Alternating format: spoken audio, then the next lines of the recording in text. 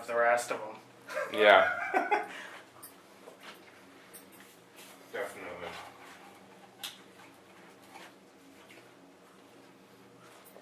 So how do you feel? What's that? Oh, I'm good. Yeah? Mm-hmm. All the plumbing is done? All done.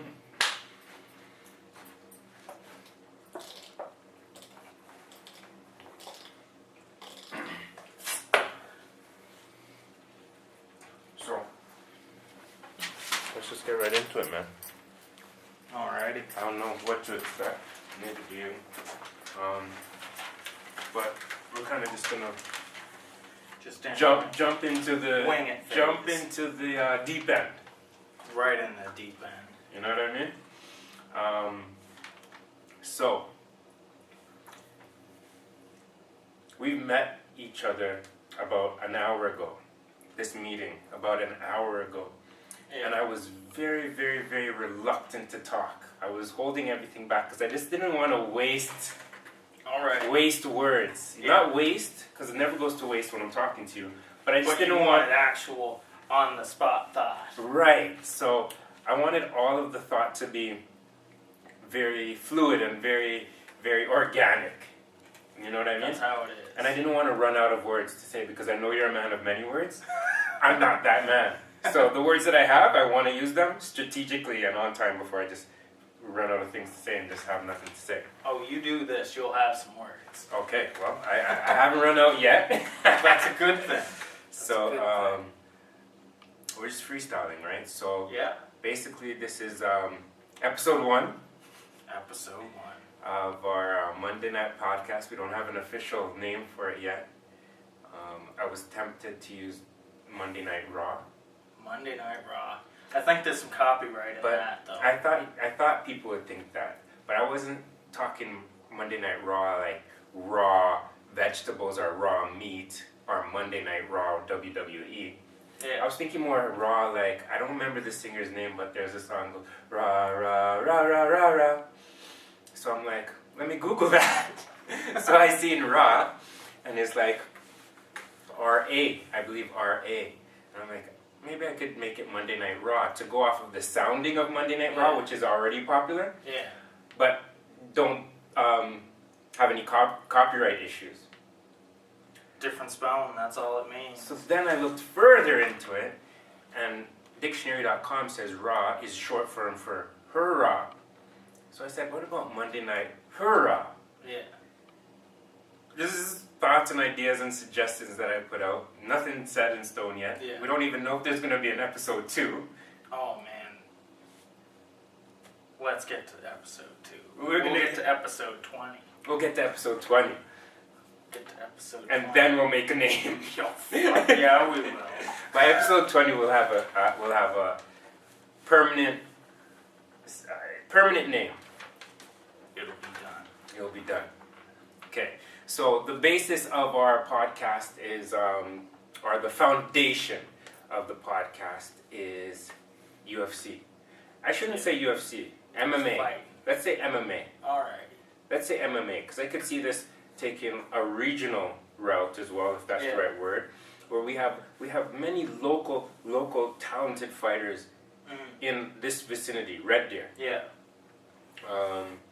Some, not from Red Deer specifically, but we have some Albertans in the UFC. I'm sure we have some... Southbridge has a bunch. I'm sure there's Albertans in Bellator. Oh, yeah. And I'm sure there's Albertans all over the world fighting and representing UFC, mixed martial arts excellently. As far as Alberta knows, Jordan Mean. I That's the guy. was going to bring up That's his name. the guy. I was going to bring up his name. Lee has the show in Alberta, too. Okay, so since we're talking about Jordan Mean, or since you brought him up, a thought that came to mind is, okay, so I'm relatively newer to MMA than you are, Yeah. I would imagine. But I'd say new in a way that, not yesterday, not last year, I would say maybe about, I don't know, 7, 8 years, I'm guessing. I've been watching and following UFC specifically, and then branch out to different other organizations. But Jordan Mean, what I've seen from him, I've described him before as my favorite loser, and he goes into the category with two people. I have two favorite losers, because since I've watched MMA, I'm not like a big fan of, or UFC specifically, now branching out to other organizations. Yeah. I'm not a big fan of losers.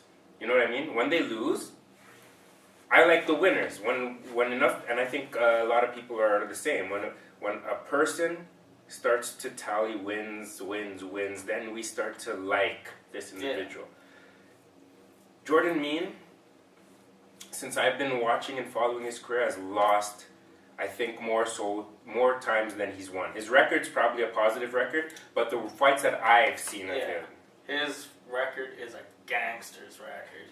I would imagine. That guy, I'm not saying kid, that guy started when he was 16, fighting grown-ass men and whooping their asses. I believe that.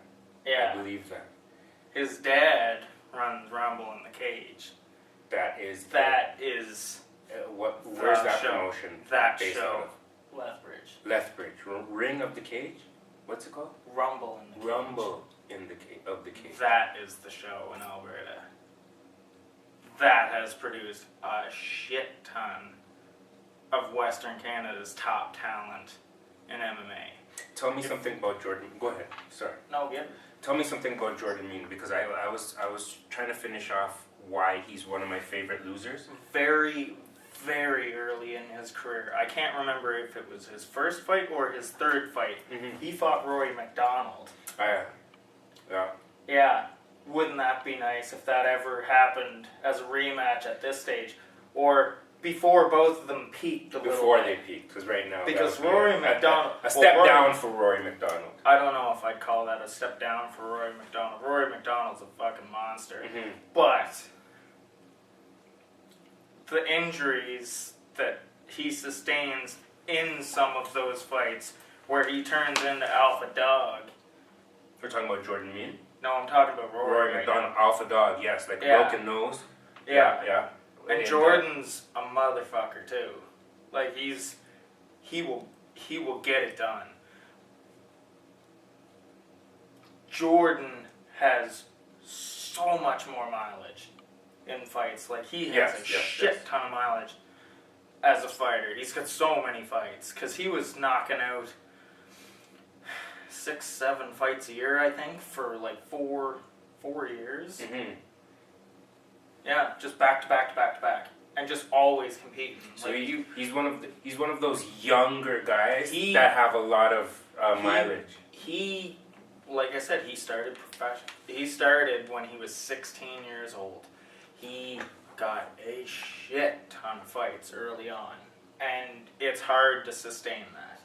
It's hard to sustain that at the peak. George St. Pierre was 20 fights in when he was starting to get to his peak, and he had the world title for fucking five defenses by that time, or whatever it was by then.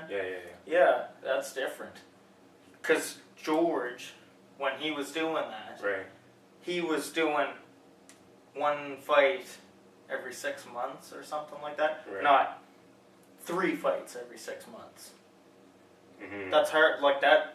Mm-hmm. Continuous and then once punishment on the body takes a toll after a while. And it takes a toll on your mentality too. And once he got it to championship status or even close to that, like many other champions, like his workload just lessened. Like his fight time just lessened. Not time. If you are the best, you don't fight every month. The reason you don't fight every month is everybody is gunning for you specifically. They're watching everything you do. Mm-hmm. And you gotta be the best every night, as opposed to they were fighting to be their best on their way up, and now they gotta be the best they've ever been. Right. To best you. Right. And I would imagine that their purses get higher too. So the need to fight as much is not as not there as much. When you have a belt, you're catching pay-per-view coin as well. Once you sell over a certain amount in the UFC, I believe it's over it was over 450,000 buys. You started getting a cut of pay-per-view. I think now for most of the guys it's over 350, and for some of the guys, Connor, it might just be fucking every pay-per-view every pay-per-view buy from number one, he gets a cut, maybe even. That's what He's as much a salesman. So the champions get the pay-per-view cut. I know that. Champions get the pay-per-view cut. Connor probably gets that still. I think that's what I was thinking. But I was most don't. In his most recent negotiations, which we don't know, we're not there, Yeah. but like what we see on Google and the websites and whatnot, it says that he turned. I remember him saying something recently that he turned down the fight with Cowboy. Not turned down, but he wasn't impressed with the fight with Cowboy because they needed to show some more money, and I was just It like, wasn't even. It was that. Oh, you know what it was? They, It was he wanted to be the main event. Yeah. Connor wanted to be the main event, and I'm just like, are you? in my mind, I'm just like, make him be he is the main event. Like, there's no other fighter on the roster that could out main event Conor McGregor right now. I'm gonna throw some of the most real commentary to this. Mm-hmm. Demetrius Johnson is the best mixed martial artist on the planet. Very well, arguably. If you put him over Conor McGregor, people are walking out of the building before that fight is over. Like in between McGregor's fight and DJ's, because a lot of people won't watch DJ. Okay, I was a little confused where you were going with this, but yeah, absolutely right. And that's bullshit. Absolutely That's right. bullshit because he is like the best guy on the planet. This is what I would want our producer to Google right now. That relates to this story I know about Bob Marley and the Commodores. Oh yeah. So Commodores apparently at the time was the big thing. Yeah. And Bob Marley, I don't remember what country it is, but he opened for the Commodores. Yeah. And once Bob Marley was done, everybody left. Yeah. Before the main event. So because the main event was before. Yeah. Before the final. Right. And the Whalers. Before the final shit. Yeah. So that's exactly what we're saying. Like, how can anybody, like, Connor's the main event. I don't care. If there's a belt, if there's no fights belt, in a row right I'm not now. going to go that far, though. Like George always says, it's like a stock market. Oh, it is. You know what I mean? But there's one difference that you're missing. What's and that? George has this difference, too. He's got a whole country behind him. And so does Conor, yes. Yes. If you go into if you walk down the street and you see Conor McGregor, Yeah. bitches are wet. Yeah. Yeah. Right off the start. Yeah, for sure. For sure. George, you like, I have a paper of things that we wanted to talk about. We haven't even looked at the paper yet. No?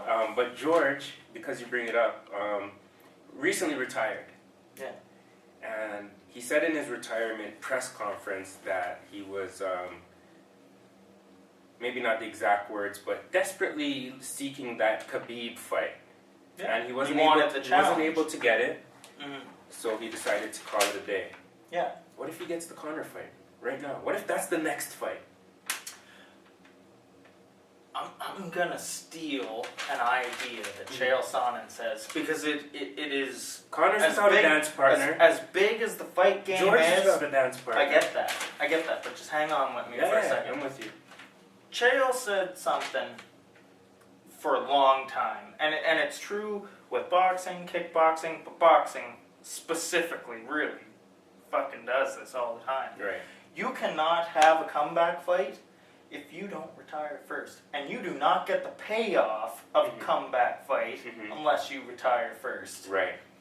George Right. is one of those guys. If he says something, that's probably what it's going to be. But if the UFC in a year's time goes, you know what, we're still not doing enough because Conor isn't in here fighting regularly. Yeah, he's in the jail cell or some shit like that. Khabib can draw if he's got a good dance partner. George, how about the money? Yeah. You might get him. Yes, definitely. You might get him. If you might get him for Khabib, then you might be able to get him for Conor. The only thing is, I don't know where George's mentality is that he actually needs the other belt. George is a competitor. Does he need the other belt, though? George, I'm pretty sure a lot of people saw that there was pictures of him cutting down to 155. Yeah, there was. If he was willing to show that, he was willing to show up with that. Yeah, but I'm saying he could fight Conor at 155 if that be the case with no belts on the line. And because of their stardom, they could be like, listen, we don't have any belts, Mr. White, but I'm Mr. McGregor and I'm Mr. St. Pierre. We need pay-per-view points for this, and we're the main event. Fuck the belts, no belts. It doesn't matter. Yeah, and they could be. Mm-hmm. I just don't think George is in it for that, though. He needs the belt. George is a legacy guy. Yeah, Conor he wants that to a- third belt. Conor He wants to a to be degree that is guy. He always says it. He wants to be the Wayne Gretzky of mixed martial arts. And Yeah. there's records right now, and Wayne Gretzky retired so many years ago. There's records right now that maybe they're not never beat. be ever beaten by any hockey player Yeah. ever. And that's what George wants. So George wants to be the only one, in my opinion. I haven't spoken to him in a long time. I haven't spoken to him at all. I actually did exchange some words with him over in Edmonton. He was there for, he was at the Costco for a book signing or something like that. Took a picture with him. Shook his hand. He asked me, small talk. Anyways, Yeah. That's sort of the extent of my meeting of George St. Pierre. After UFC 65, when he shinned Matt Hughes over the head Yes. and took the belt, yes, he came to Halifax, Nova Scotia, right, showed up at the Halifax Forum right, for Extreme Cage Combat 4 or 5, I think. right. Former teammate of mine, Mm-hmm. when I was training in Muay Thai and Brazilian Jiu-Jitsu at Fit Plus Martial Arts Mhm. in Cole Harbour, Nova Scotia, was fighting on that card, TJ Grant, and George showed up to that fight. He made an appearance at that fight. Wow. Local. Right after winning the belt. Like, what was it, 3-4 weeks after winning the belt. Yeah. Got that little ass forum that holds under 2,000, I think. Mm-hmm. Yeah, it was pretty packed that night. Yeah, I would imagine. It was pretty People packed that getting night. tweets and Yeah, messages and Instagram posts. yeah. I bumped into him in the hallway as he was leaving Right. and said a couple words, but it was, oh hey, thanks for coming by and showing the love to a smaller show. Mm-hmm. You know, congrats on the win. The belt looks good on you. Keep it a while. Yeah. And that's another thing. He probably wants that new belt too. Because I don't know about you, but I like the design of the new belt. You know, I'm not a fan of the new Yeah, belt, yeah. but yeah. there is something There something with a guy that likes shiny stuff. Mm-hmm. John Jones is the guy that Yeah. likes shiny stuff. He looked at that belt at a press conference before his fight with Anthony Smith and goes, you know what, I wasn't really liking that belt at first, Yeah. but I don't got one. Yeah, exactly. And he's got to get one. Exactly. And now he does, and that sits right there prominent with all the other belts he's won. I think it's just like everything else in life, like If I when don't there's got it, I want it. not only that, but like when there's change, the common consensus is to not like it. not like it Yeah. until it's just change with anything. You know what I mean? Like Yeah. they've done so much construction here in Red Deer over the past few years with the roads and how you exit off highways and this and that. Yeah. And I'm like, it was so much better Turn this way. circles even. Right, but then now you get used to it, then it's like, yeah, It's this just way is much better. Yeah. You know what I mean? So I think the same thing will hold true with the belt. I hear a lot of people like saying bad stuff about it. It's only because it's new and it's a change. In like 10 years from now, if they still have the same belt, nobody will even care about it. They'll be like, because now looking at the old belt, for me, now looking at